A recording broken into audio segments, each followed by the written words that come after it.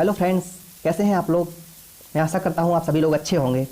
आज मैं आप लोगों के लिए एक बहुत ही हॉट एंड बर्निंग टॉपिक पर चर्चा करने आया हूं। जो मेरा इशू है एग्जाम्स इन कोविड-19। ठीक है, शुड एग्जाम बी पोस्टपोन। आपको क्या लगता है कि एग्जाम्स को पोस्टपोन कर देना चाहिए?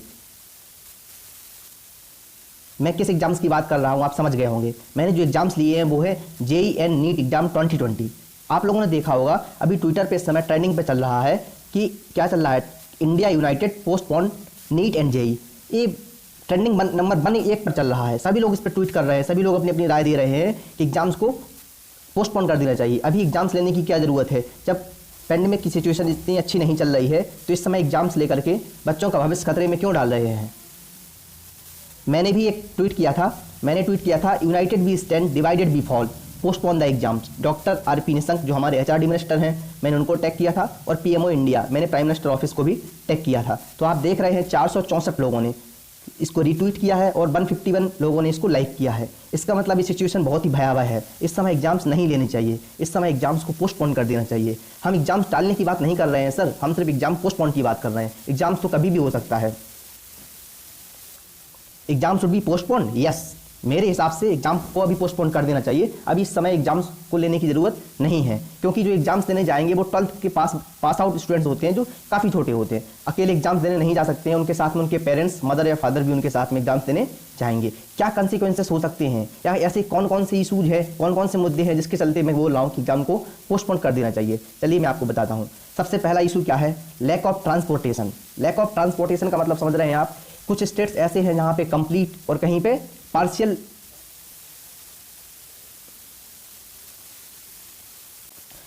लॉकडाउन चल रहा है, जिसके चलते क्या है कि उन स्टेट्स में बहुत प्रॉब्लम हो रही है। ट्रांसपोर्टेशन के पूरे सभी व्यवस्थित साधन नहीं है लोग, और ऐसे में कैसे एग्जाम सेंटर पे पहुंच सकते हैं। आप लोगों ने देखा होगा कि एनटीए ने कई गाइडलाइंस जारी किए हैं जिसमें उन्होंने सेंटर भी चेंज करवाया था, लेकिन फिर भी स्टूडेंट के साथ समस्या है। अभी भी उनके सेंटर्स 150 से 200 किलोमीटर की दूरी पर हैं, तो वो वहाँ पे कैसे पहुँचेंगे।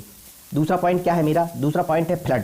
फ्लड मीन्स बाढ़। बहुत सारे स्टेट्स में अभी रिसेंट में ही बाढ़ आई हुई थी, जैसे बिहार, केरला, तेलंगाना। ये हमारे अभी मध्य प्रदेश में भी हालत ख़राब है। ये सारे हमारे स्टेट्स ऐसे हैं जो फ्लड से की चपेट में आ गए हैं। तो वहाँ के स्टूडेंट्स कैसे एग्जाम सेंटर में पहुँच पाएंगे और कैसे सारे अरेंजमेंट्स कर पाएंगे। तीसरा विषय क्या है, तीसरा विषय है एस्थमेटिक पेशेंट्स और स्टूडेंट्स। ठीक है, बहुत सारे स्टूडेंट्स ऐसे हैं जो इस समय जिनको कोविड के लक्षण हैं, या बहुत सारे लोग ऐसे हैं जो पॉजिटिव हैं, उनको सांस लेने में प्रॉब्लम हो रही है, उनको 24 आवर मास्क पहनना पड़ रहा है, ग्लव्स पहनना पड़ रहा है। ऐसे में वो कैसे एग्जाम्स देने में कंफर्ट फील करेंगे।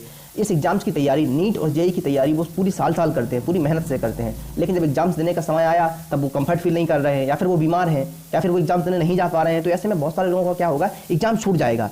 तो मैं अपने HRD minister doctor Ramesh Pokhriyal Nishank ji से रिक्वेस्ट करना चाहता हूं कि प्लीज़ अभी एग्जाम्स को पोस्टपोन कर दीजिए। एग्जाम्स को बाद में भी लिया जा सकता है सर, या फिर इसको 0 सेशन बना दीजिए। ऐसा बहुत बार हुआ है जब 0 सेशन बनाया जा चुका है, तो 0 सेशन भी बनाया जा सकता है, क्योंकि सबसे पहले लाइफ है।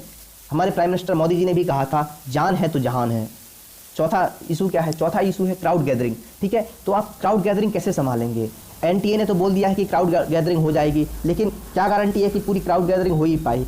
मैं तो ये पूछना चाहता हूँ, चलिए क्राउड गैदरिंग हो भी गई मान लीजिए, तो एग्जाम्स होने के बाद भी क्राउड गैदरिंग मैनेज हो पाए, इसकी गारंटी कौन ले रहा है। एग्जाम छूटने के बाद सभी लोग एग्जाम सेंटर से एक साथ निकलेंगे, फिर बस और रेल तो अभी चल नहीं रही है, तो कैसे मैनेज करेंगे आने का, कहाँ पे रुकेंगे, किसके यहाँ पे वो लोग रात बिताएंगे। एग्जाम्स दोपहर से शुरू हो रहा है, दूर कैसे पहुँचेंगे। तो बहुत सारी ऐसी प्रॉब्लम्स हैं जिनके चलते अभी एग्जाम्स को पोस्टपोन करने की ज़रूरत है। और लास्ट पॉइंट क्या है मेरा, last but not least, this is current Covid situation. इससे तो सभी आप लोग परिचित होंगे। आप देख रहे होंगे इस समय 70,000 केसेस डेली आ रहे हैं कोविड के, 70,000 केसेस पर डे आ रहे हैं। ऐसे में बहुत सारे स्टूडेंट्स हैं जो वो भी पॉजिटिव हो जा रहे हैं। वो पॉजिटिव हो जा रहे हैं तो फिर वो एग्जाम्स कैसे देंगे। मान लीजिए स्टूडेंट्स पॉजिटिव नहीं है, उनके अगर पेरेंट्स कोई पॉजिटिव है, भगवान ना करे कोई पॉजिटिव हो, सभी लोग ठीक हो जाए, स्वस्थ हो जाए सभी लोग, लेकिन अगर पॉजिटिव हैं तो इस केस में वो कैसे एग्जाम्स देने जा पाएंगे। उनके पेरेंट्स पॉजिटिव हैं तो वो एग्जाम दिलाने नहीं जा पाएंगे, और स्टूडेंट पॉजिटिव है तो फिर तो वो एग्जाम्स दे नहीं पाएगा। अगर बाय द वे कोई स्टूडेंट चला गया एग्जाम सेंटर पे जो पॉजिटिव था, तो फिर वो क्या होगा, उसके कंसिक्वेंसेस क्या होंगे, इसका जिम्मेदार, इसकी रिस्पॉन्सिबिलिटी कौन लेगा। तो मैं अपने एचआरडी मिनिस्टर से रिक्वेस्ट कर रहा हूँ, सर प्लीज़ एग्जाम्स को पोस्टपोन कर दीजिए। एग्जाम्स बाद में हो सकते हैं, अभी एग्जाम्स लेने की ज़रूरत नहीं है। इस समय ये बहुत ही प्रॉब्लमेटिक सिचुएशन है। ये मेरे पर्सनल व्यूज़ थे, मैं किसी भी गवर्नमेंट को क्रिटिसाइज़ नहीं कर रहा हूँ, इसको आप लोग अन्यथा ना लें। आप लोगों के विचार हो सकते हैं मुझसे डिफरेंट हों, या हो सकते हैं बहुत सारे लोग मेरे विचारों से सहमत ना हों, लेकिन ये मैंने अपने विचार थे जो रखे हैं। आप लोग स्वतंत्र हैं, आप लोग अपने विचार भी कमेंट सेक्शन में कमेंट कर सकते हैं। आप लोग इस वीडियो को ज़्यादा से ज़्यादा लोगों तक शेयर करिए, जिससे कम से कम ये आवाज़ हमारे गवर्नमेंट तक और एचआरडी मिनिस्टर साहब तक पहुंच जाए। ठीक है, only request is to make some students friendly decisions. हम सिर्फ रिक्वेस्ट कर रहे हैं सरकार से और एचआरडी मिनिस्टर से कि कुछ ऐसे डिसीजंस लिए जाएं जिससे हमारे स्टूडेंट्स का वेलफेयर हो। एग्जाम तो बाद में भी हो सकता है सर, यस बिल्कुल बिल्कुल सही है, एग्जाम तो कभी भी हो सकता है। अब इस पैनिक सिचुएशन में एग्जाम्स लेने की जरूरत नहीं है सर जी। ऐसे में बहुत सारे स्टूडेंट्स हैं जो कन्फ्यूजन की स्थिति में है, जो लोग सो नहीं पा रहे हैं, खा नहीं पा रहे हैं, ऐसे में कैसे पढ़ेंगे और वो लोग कैसे कंसंट्रेशन लेवल अपना बनाएंगे और कैसे जाकर के एग्जाम दे पाएंगे। अगर वो कंफर्ट ही नहीं फील कर रहे हैं तो फिर उनकी सालों सालों की मेहनत बर्बाद चली जाएगी। Thanks and Jai Hind, bye bye and take care, stay safe.